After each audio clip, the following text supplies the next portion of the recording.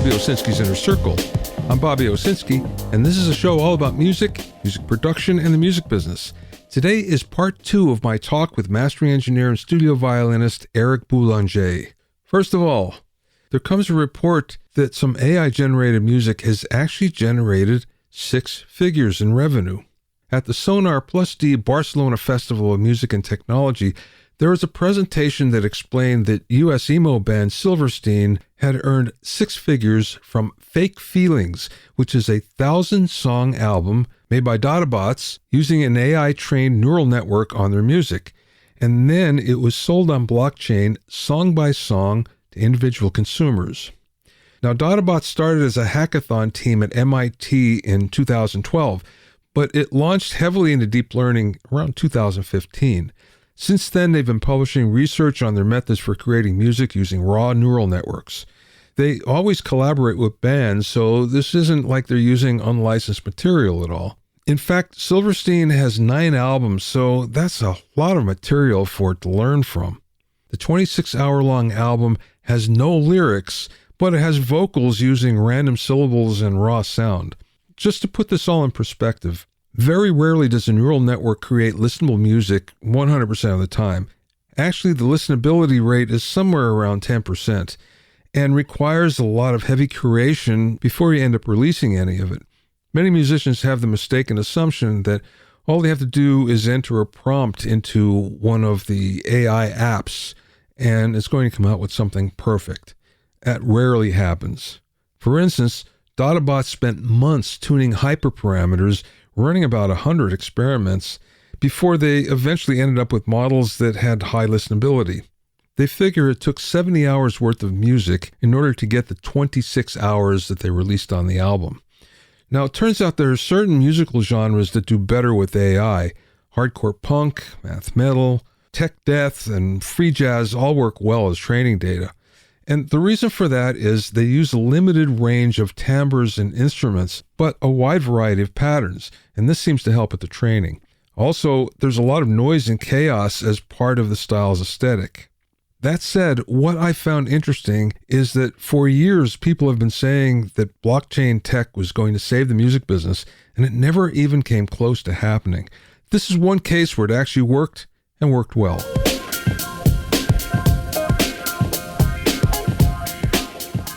If you have any comments or questions, you can send them to questions@bobbyowsinski.com. Also, I'm pleased to announce that the 5th edition of my Recording Engineer's Handbook is now available. It's totally updated and includes new sections on the latest cutting-edge recording technology, multiple ways to mic over 70 different instruments, a new chapter on recording immersive audio, new hitmaker engineer interviews, and much more. Get your copy at go.bobbyowsinski.com/recording-engineer/handbook-5th-edition. That's go.bobbyowsinski.com/recording-engineer/handbook-5th-edition. You can also find it on Amazon and Apple Books. And remember, you can learn all about the latest in music, audio, and production news when you sign up for my newsletter at bobbyowsinski.com. There you'll also find out about openings for my latest online classes and special events. That's bobbyowsinski.com.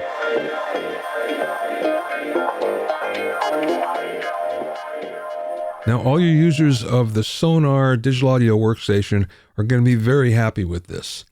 Fresh off their combined Series B funding of about $90 million and a $425 million post-money valuation, BandLab has announced that it was reintroducing the Sonar name with the upcoming Cakewalk Sonar release. The upcoming Sonar release will have a new user interface and a high-performance engine that features unlimited audio, MIDI, and instrument tracks. In addition, there's going to be a new entry-level version called Cakewalk Next. The existing Cakewalk by BandLab will eventually be discontinued. As before, this is a PC-only product, at least for now. There's no word on pricing yet, but knowing BandLab, it'll probably be reasonable. There are so many engineers who are PC-based that just loved Cakewalk Sonar, and I'm sure they're going to be very happy that it's back. It was an excellent DAW, and may not have ever gotten the respect that it really deserved. It should be interesting to see if the people that used to use it and then stopped because it was discontinued now go back from their current workstation. Let's check back about a year from now, see what actually happens.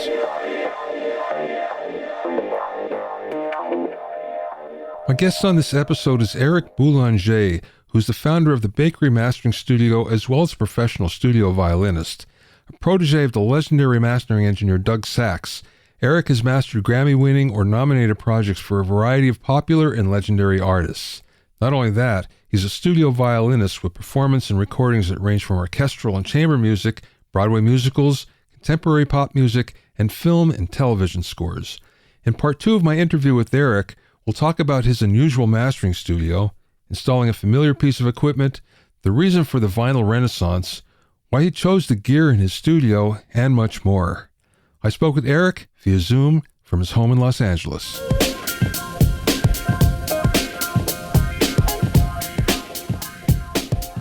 Okay, so you opened up the bakery. Did you have the lathe right away when you opened it? No. In fact, a year later, when I opened the bakery, actually, I had no intention of cutting whatsoever.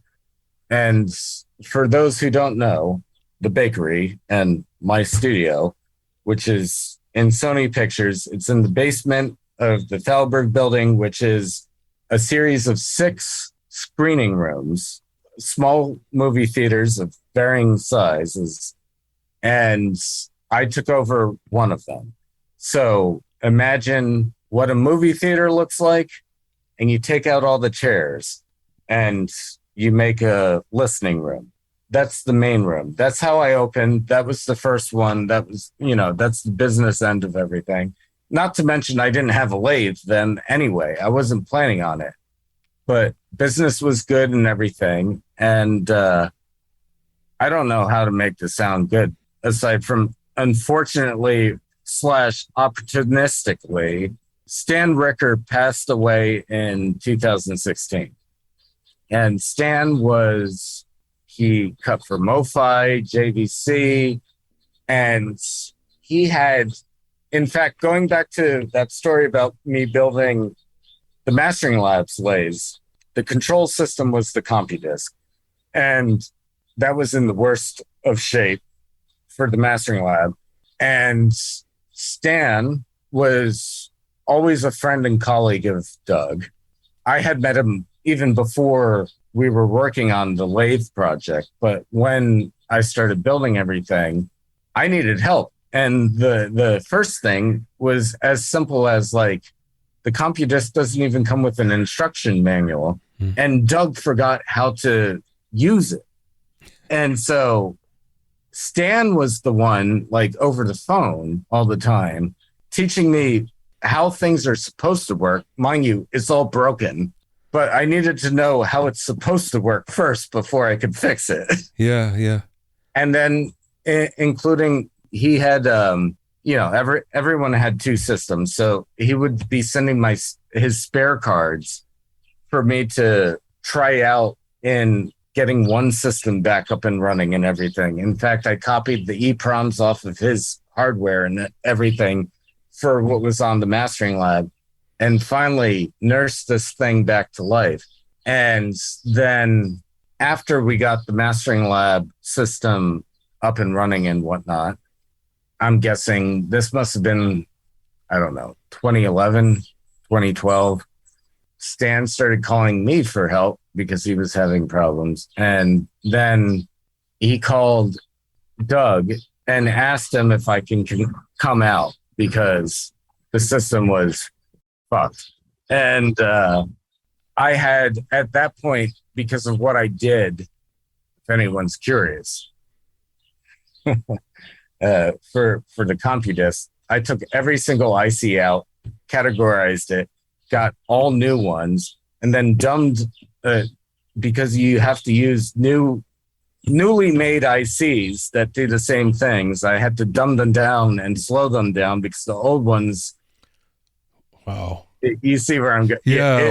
It's man. a test. But the point is, because I was going brute force on the Mastering Lab thing, I had all of the parts in my bin of all the ICs that you would need.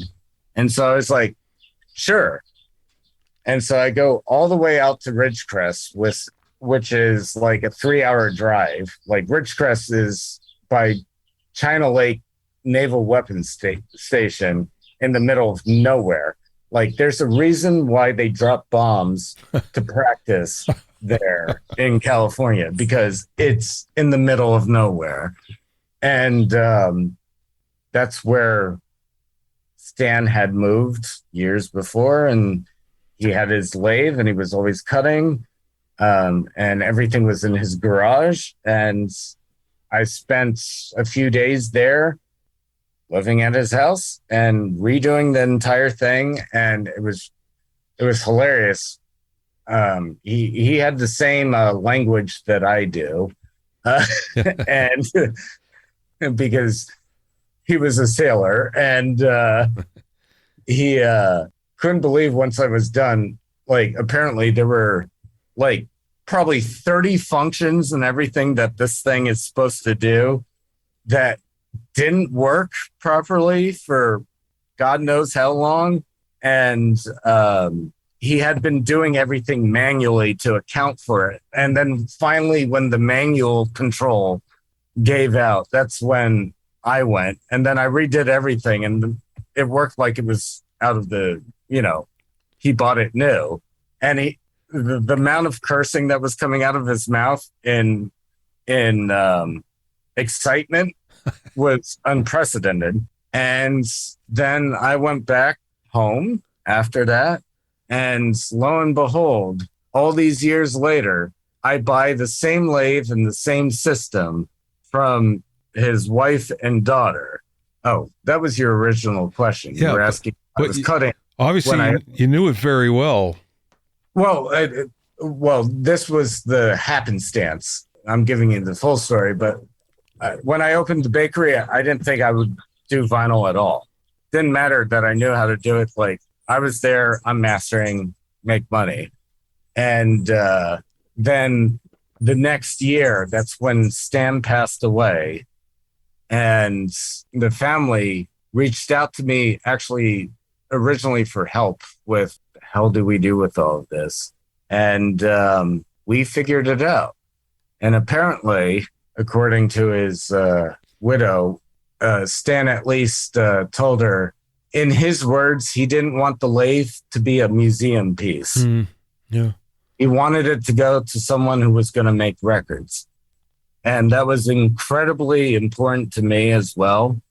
And with how fast everything went, that would have been 2016. And then it must have been in 2017, happened to be when Stan's family held his memorial. Maybe a little less time, something around there.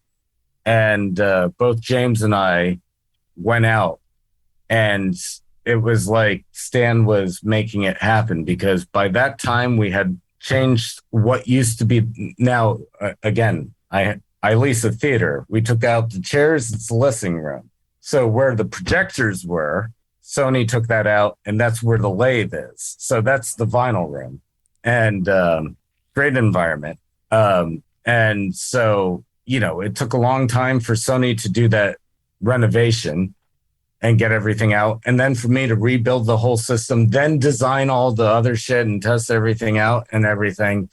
And I don't even care. At the time, I wasn't admitting anything, but the first record that came off of the new system, the new lathe in the new studio at the bakery, was Rufus Wainwright's, what was it called? Shakespeare something. I don't know. I'll look it up and I'll tell you. Okay. And by the time that the family had made like Stan's celebration memorial, which was back in Ridgecrest, James and I went, and the proudest moment was delivering his wish, which was a week before that record actually was finally like the full product pressed and everything. And I handed it to Moni, and I was like, I told you I'd do it, and it's going to keep happening. Yeah, that's great. That's great. It's closure. Yeah. Okay, so obviously vinyl is really, really hot these days. Why do you think that that's the case? Incredibly simple and incredibly obvious. It's an experience. That's all. Everyone wants to say, oh, it sounds better. I've cut records that don't sound as good as my high res. Like, you're full of shit. And never mind, by the time it comes to vinyl, like 3 generations later, like really, I know every audiophile is going to be heated right now with these words, but you're also not the one who makes it. But the fact of the matter is vinyl is an experience. I will ask you, when have you ever had to go through trouble to source, let's say, a new record that you want to hear, something like, whether even these days going to a store or these days maybe, ordering it and it shows up in the mail.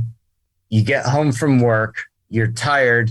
Oh, wow, I've got the record that I spent like the last 3 days getting, and I finally can listen to this.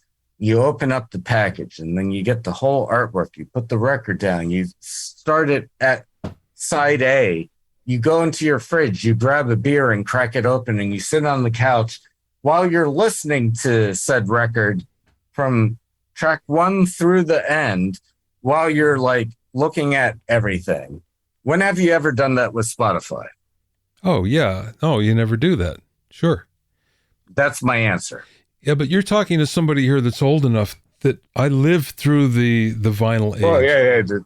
I'm glad that I told the story before that. Yeah. And here's the thing. So I understand it implicitly, but you used to go to a record store and you would flip through the records and you would buy something because the cover was interesting. Or you turned it around and the liner notes were interesting. And you thought, okay, yeah, I know the producer, I know, whatever. Let me buy this, because it was the total experience that you had. Now, what kind of confounds me in this? The thing that's confounding about like how that was the case, and then it went away, and then it came back. I can respectfully say that I'm young enough that I was right in that dip where I never had that experience. Yeah. Even with CDs, like the best thing was at Barnes and Noble, like that thing you could press and audition something, like, Yeah. But I never had that experience. And why it's come back is because everyone's figured out, oh, we had something right before, and they're seeking the experience. It wasn't even sexy to bring a CD home to your girlfriend. Yeah. Yeah. No, but an album is definitely. I just read something recently where they did a study and they found out that somewhere around half of the vinyl buyers, don't even own a turntable. So they never listen to the record itself, but they buy it because they're fans of the artist. They're trying to support the artist. And also there's that visceral experience that you get with it. Even if you're not listening, just looking at the artwork and looking at the liner notes.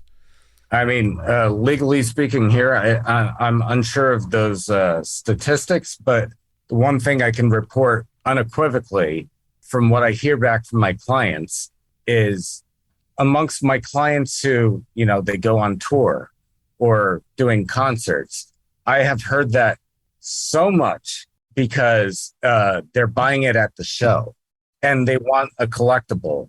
And a lot of my clients will have, it used to be the case, I guess streaming is changing things, but it used to be that they'd put download cards inside of the vinyl so you could get the digital download. That's getting less popular. Again, this is after me, but this is what I hear back from all my clients. But I think the main thing in that regard is it's people who are actually going to see them performing, and the merch aspect. And they say unequivocally, they get people who buy the record just because they want the collectible, but they don't even have a turntable. Yeah, yeah. Well, we can go down this rabbit hole and keep on talking about it for a while, but I want to get to something else. I was about to say, you opened the black hole, so. How much did Doug influence the equipment that you bought for your studio? 100%. What I'm getting at is, yes, I know orally that that happened. But did you buy something because you had used it at Doug's studio, or were you just looking for something that was equivalent, or how did that work? This is very simple to answer. And in fact, I'll pose this for students. Like a lot of people, like they want to get into this field, and like you find a class and it's always like a recording class. Like this is how you set up mics and everything. It's ass backwards. You should start like recording 101 should be mastering. Listen to a record that everyone loves and sounds really good through two speakers and figure out what that sounds like. So in that vein, this was a very easy process. The first two things in my studio were the ATC 150s. Why? Because that's what Doug had. That's what I bought. And I set up the 150s.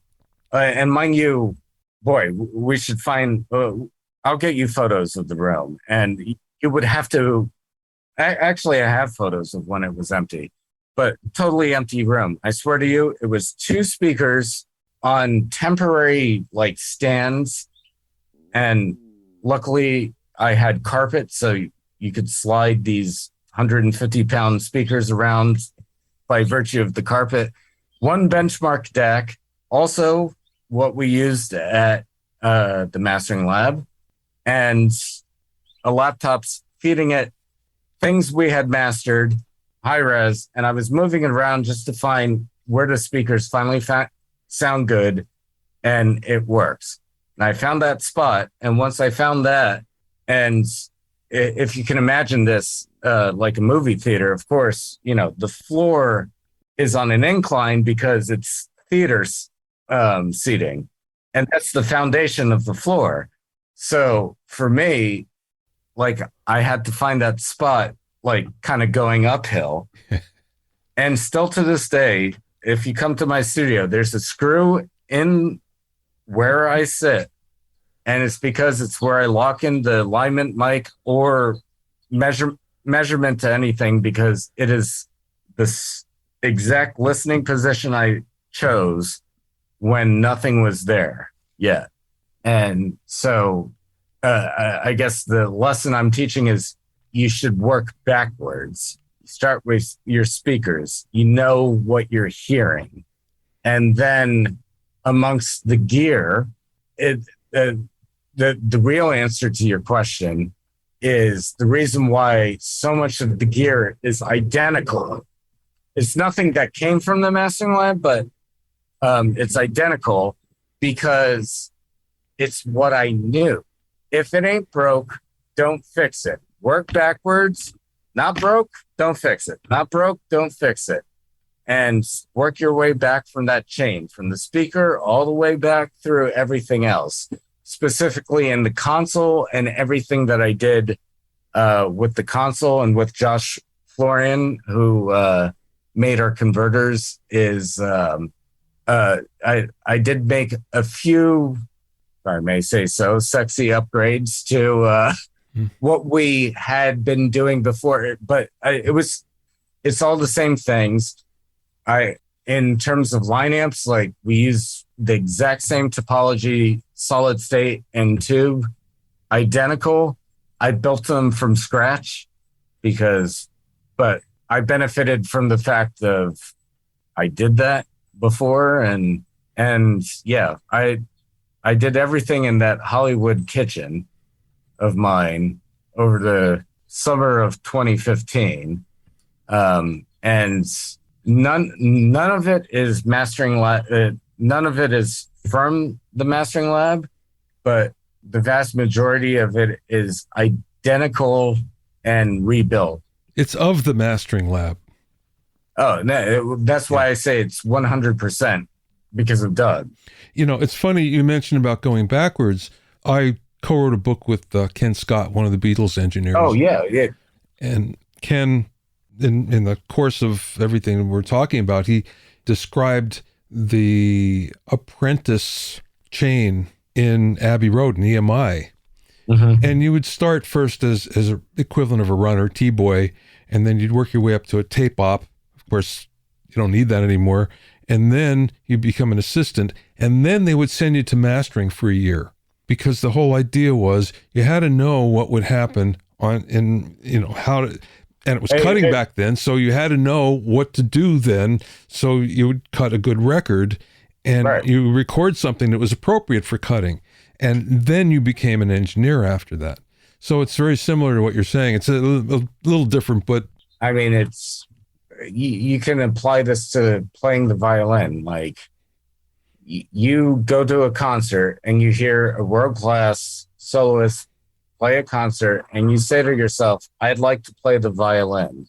Like, that's how it happens. It doesn't happen like, oh, random idea, Eric, I'd like to play the violin. Let me go on YouTube and look things up and start going that way. Like, yeah, right. Everything works backwards. And I mean, just the idea that, it's just, I'm sorry, it's stupid simple. Yeah.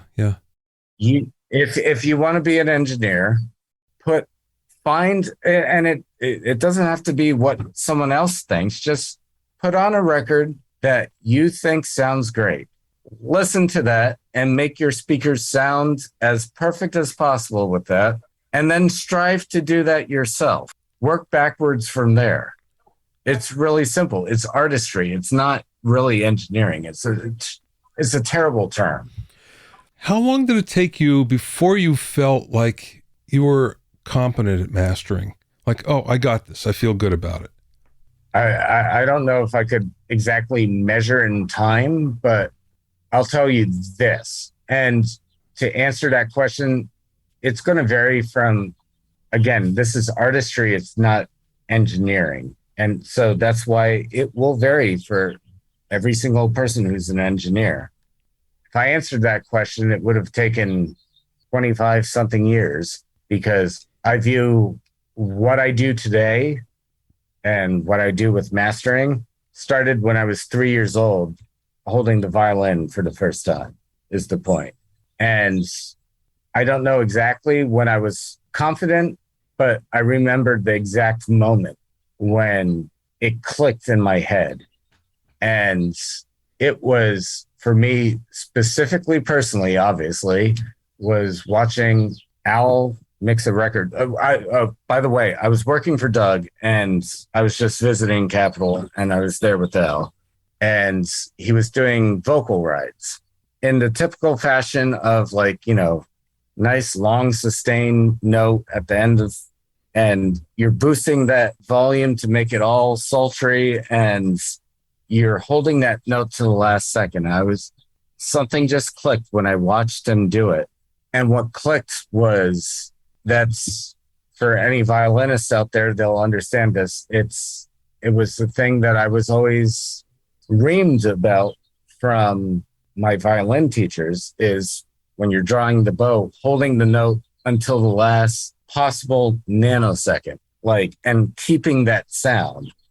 And what clicked was, somehow my brain saw that fader and I thought of it as a bow. And immediately, everything that my violin teachers throughout life have ever said immediately became applicable to engineering. And everything that, like, Al and Doug have always told me about engineering immediately became applicable to playing the violin. And in fact, I feel like that's when I really became a good player. And it was that was it. I don't remember when that was, but it happened. And then I thank all the people involved with making that happen. Yeah, well, I get it. There are times when things click that you did, all of a sudden, and they're different for everybody when that happens, but things make sense. Like, I mean, I can't be like, you want to become a mastering engineer. Well, learn the violin and then watch Al Schmidt mix, and then right. I've had a fair amount of mastering engineers on the podcast, and I always ask that question: how long did it take you before you felt like you're good at it? And I usually get an answer of somewhere around 5 years. And they say, yeah, at that point, I felt like I was good at it, which is pretty amazing to me from the standpoint that now you have all this mastering software, and people think that they could do that just because they have the software. but they don't have the ears for it or the experience. In a way, it's defeating the whole thing. And people don't understand then why doesn't this sound like Eric did it? I don't think it's solely applicable to mastering engineers. I think it's applicable to mastering, mixing, recording, anyone who works on a record. The software and the technology, of course, enables us to do a lot of things that you couldn't in the past. But the fact of the matter, the one thing you can't forget about is we are making music. We are not making software code. Like, we are manipulating this. And yeah, that's great. I mean, I don't personally do it, but hell, if there was a software application like akin to, I guess, like a lander, and what came cut out of it sounded great to me, sure, I'll do that and I'll charge the client, fine, but it's got my stamp of approval. But the point is, it's not how it was done, it's why it was done. And if you're not making music and making sure like this record and what's, in the song is being conveyed, what the hell are we doing? You're just making music. That's it. Unfortunately, that's, that's one big thing. I don't think to be a competent engineer, of course, that you must be a musician or good or bad one or anything like that. I don't think that's necessary. But the thing, like, for instance, what I'm getting at is if you happen to be an engineer and not a musician, I would definitely tell everyone, go to a rehearsal, like a band, ask someone who's like, put a chair, sit there and listen to it for real. Go to a symphony, be awkward, put a chair, sit in the middle of the violin section, whatever. Like, there's no shortage of, when it's coming off of the ground, that sound and that feeling. And if you're, I guess what I'm trying to say is I benefit from being a musician where I get to do that all the time. And that's even what I was talking about earlier, that it screws my head on straight.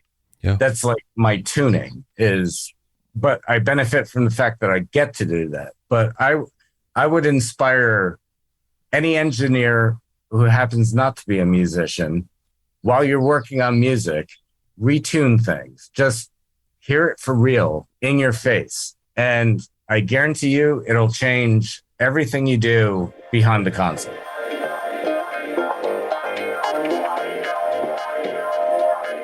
You can find out more about Eric and the Bakery at thebakery.la. That's thebakery, all one word, .la. Thanks for listening and being in my inner circle. Remember, if you have any questions or comments, you can send them to questions@bobbyowsinski.com. Remember that you can learn all about the latest in music, audio, and production news when you sign up for my newsletter at bobbyowsinski.com. There you'll also find out about openings for my latest online classes and special events. That's bobbyowsinski.com. To listen to the episodes of Bobby Owsinski's Inner Circle, go to bobbyowsinski.com and select the podcast tab, or go to bobbyowinnercircle.com, or you can find it on Apple Podcasts, Amazon Music, Stitcher, Mixcloud, Google Podcasts, Spotify, Deezer, TuneIn Radio, Radio Public, and Podbean. At bobbyowsinski.com and bobbyowinnercircle.com, you'll also find a sign-up form for my newsletter and for alerts for new podcasts. This is Bobby Owsinski. I will see you next time.